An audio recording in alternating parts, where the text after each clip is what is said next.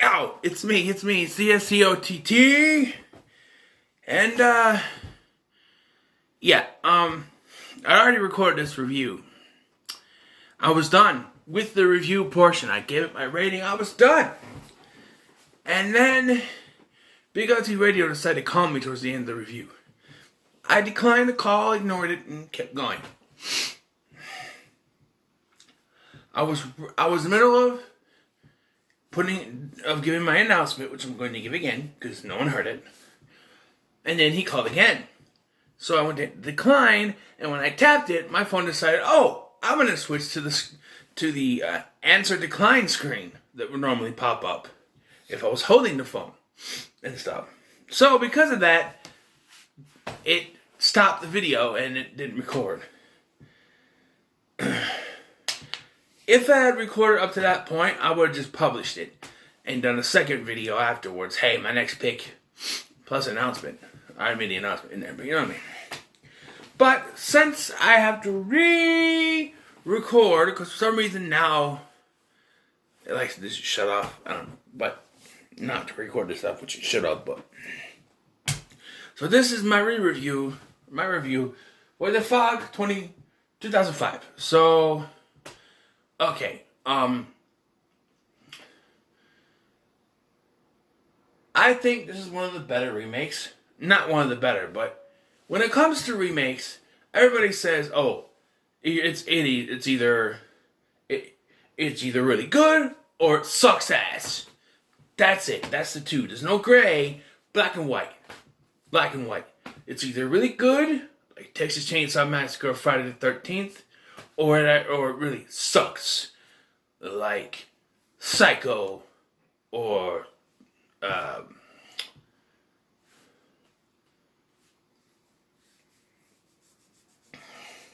what was I had two, like Psycho remake, or I don't know, but there are certain remakes that are just okay, and for me. That's The Fog. Like, if I were to rank it, which, wait for my announcement, it would be in the middle of the remake list. Because I think it's a decent remake. The only thing that holds it down, though, because people say, oh, it's not scary. But I'm sorry. The first time I watched this, I had the goose pimples. Mind you, it was dark. It was a stormy night. There was rain, thunder, lightning. And I was watching this on one of the cable channels, whether it was like FX or something like that, TNT, probably FX. And I remember sitting there watching it because Tom Welling was in it. I'm a Smallville fan. And I remember sitting there and wondering, hey, Tom Welling's in this. Go check it out. And yeah, really liked it. I think I ended up buying this one from Hy-Vee. There was quite a few. I miss having Hy-Vee. If they just sold DVDs again, I'd be fine. When I first moved out here, Hy-Vee sold DVDs. I go over there when I did like Walmart or Shopko, for God's sake. Just to look, they were cheap, they're $1-ish. So, yeah. I got this. Van Wilder 2. Fallen. Not Denzel Washington one, but different one. But anyway, this isn't that bad of a movie, I don't think. Like I said, the only thing that ruins it is the twist ending that they threw in there that I don't know if it's in the original. And now I'm going to put myself in the head because, I was talking about how I compared the Prom Night remake to the original and how I think Prom Night remake is better than the original because to me the original Prom Night is boring. Well, and I said maybe that'd be the same way because there's no Fog of Older one. Those of you who want to grab your pitchforks, please don't. Because I totally spaced and forgot that John Carpenter directed the original. He produced this one, but he directed the original. And I think that given the right atmosphere outside, if you're watching this on a stormy night, it's raining, there's thunder, there's lightning, this will get you going. It's got that kind of atmosphere where once the fog starts rolling in, it's kind of creepy. It's ruined by the twist ending, like I said, but it's got that creepy vibe to it. Also, the performances of Tom Welling and Maggie Grace are pretty good. Selma Blair, DeRay Davis, But those two, at least, our main leads, are decent. You know, I'm not saying it's not going to be one of those movies that blows you away, like, oh my god. You should walk away from this movie going, it's okay. That's the way I feel about it. It's okay. It's not the best. It's not the worst. It's okay. And yeah, so what is the story? The story is that during an incident when he's on his boat, Nick accidentally shakes open something in the rocks where these couple of these items from a ship that was burned down out there, a hairbrush and I think it's a compass, wash up on the shore. The compass is found by a homeless man named Machen, and the brush is found by a little boy who ends up being Stevie, Selma Blair's son. We don't really get a whole story of what went down between Nick and Elizabeth. Elizabeth is returning home after being gone for a while. Nick is her ex-boyfriend, and you can tell that something went down and it had something to do with Stevie, but we never get it explicitly spelled out for us. What I can assume is that Nick cheated on Elizabeth with Stevie. Not that it matters, because they're back to being lovey-dovey in this anyway. I did love the scene where Elizabeth goes home to her mom, and she didn't announce herself. Like, she shows up and her mom's like, oh, I wish you would have called. It's not like I'm running a hotel. And I'm thinking, she's your daughter. You live alone. I'm sorry, I'm looking up at it. She's your daughter. You live alone. You have room to spare, but you're going to be a bitch because she didn't call you? And Nick didn't leave. He was sitting there. Most of the start of the reviews, I'm looking this way. I'm sorry. But Nick's still waiting for her, and he makes a joke about how you're going to have hot, sexy time or something like that. And then the next scene cuts to them in the shower. So there's definitely something between them still. Yeah, just picking up where they left off, I guess. And then it all this all really kicks off when Machen takes the compass to Elizabeth and says, if you touch this, things will change. And he's like, you used to be Elizabeth. I still am. This is a hint to the twist. She touches it, and then this is when the ghosts start to show up. And I think it is creepy. One of my favorite deaths in this movie is the where D. Ray Davis's character takes a couple of ladies and Nick's cousin out on Nick's boat. And this is when the fog starts to roll in, and it scares the crap out of him. And D. Ray is outside while the other three are inside. And the whole time it teases you with this knife that's constantly rolling back and forth as the ship rolls. And then when Nick's cousin goes outside, it pops up, flies out, stabs him in the eyeball. It's very cool. And then when the police find him, D. Ray survived because he hid in I forgot what his real name is, but he survived or his character's name. He survived because he hid in a freezer. I don't understand that, but who knows? There's not really much to talk about with story-wise. It's just them investigating, trying to figure out what happened. And at one point, Elizabeth actually goes down and finds a secret hiding spot where the diary of the head pirate was located, or Elizabeth's diary, or something.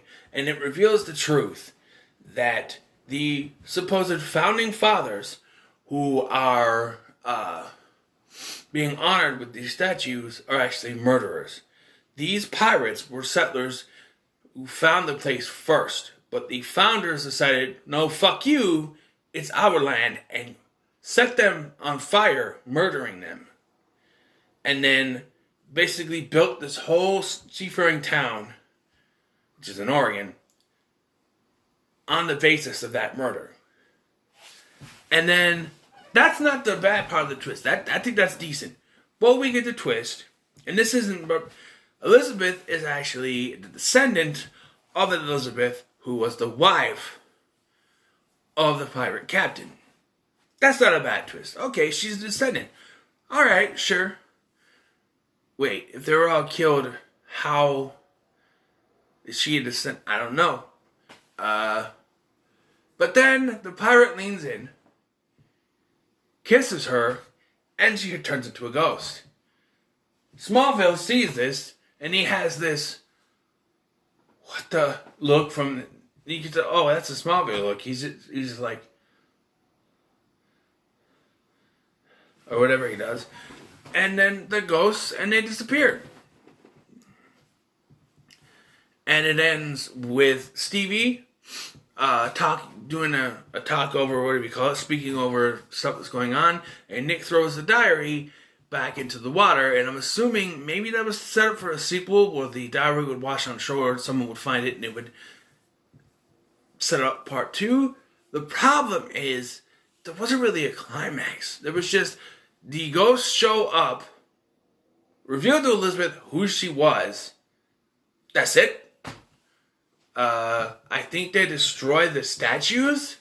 Other than that, I think they maybe they're supposed to kill the descendants of I mean, they did. I don't know. But I think Stevie is a descendant. That's why they went after her. So, and I think Nick might be a descendant too. But after they get Elizabeth, they just say, fuck it, we're gone. Peace out, bitches. But yeah, like I said, as a remake, as a film, it's decent. As a remake, it's firmly in the middle of all the other ones. Because I think it's decent. That twist kind of, puts it off the deep end for me. But, and like I said, the climax isn't really a climax. There's no defeat of the spirits. They're just gone.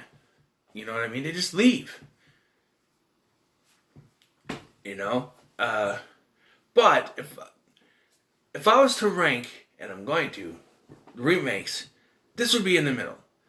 It's not the best, not the worst. At least you didn't have the ghost grabbing her and going, bitch, I will skull fuck you.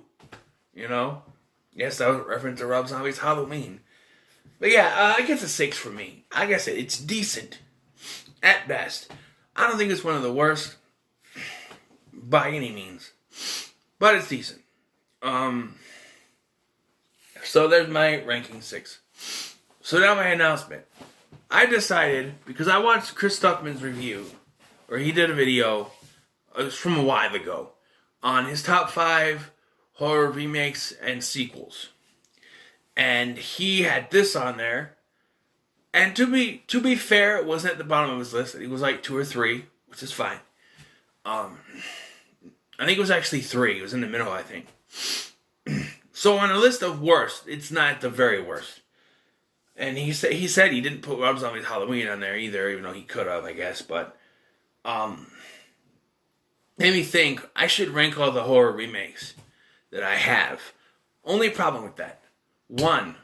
Couple things. One, I'm not going to count It and It Chapter 2 because those aren't remakes or readaptations of a source material.